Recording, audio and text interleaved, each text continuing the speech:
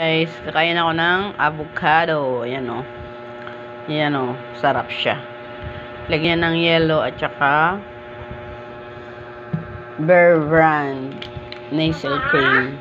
Ay, Bear Brand 45 swak pack. Nandiyan na. Oh, Bear Brand. Baka naman ha. Sus, pinapatulong mo lang. Favorite ko yan. Sarap.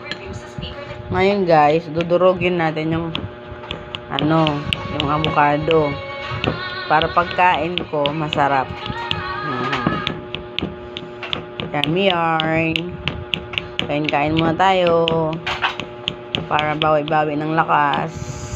Pag sobrang pagod na. Mami, ako na. Kailangan mag-relax sa work. O, durugin mo na. Ayun na si Sana. Bagong ligo yarn. Sana, hi. Hi. Dudurugin niya yung avocado kasi kakainin ko.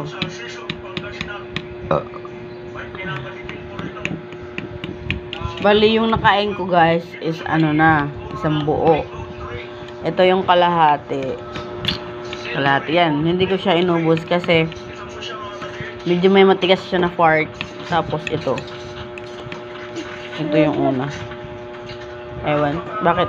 Pangit nabili ko. Kanina sa palengke. Ano lang siya. Worth ng 55 pesos. Dalawa na siya. Yan. Tapos, yung asawa ko, bumili din siya ng melon. Ayan o. Melon. Masarap. Lalagyan namin ng gatas at saka yellow. Pero, tapos na ako kumain yung kaninang umaga. Kaya, avocado muna tayo. Let's eat avocado. Avocado na masarap. Na masarap. Sana! O sana! Lagyan natin. Ang sarap ng buhay ng papa niya. Lagyan natin Cellphone lang. Tama na yan. Anong masasabi mo? Masarap yan? Nak? Yummy yan, yummy.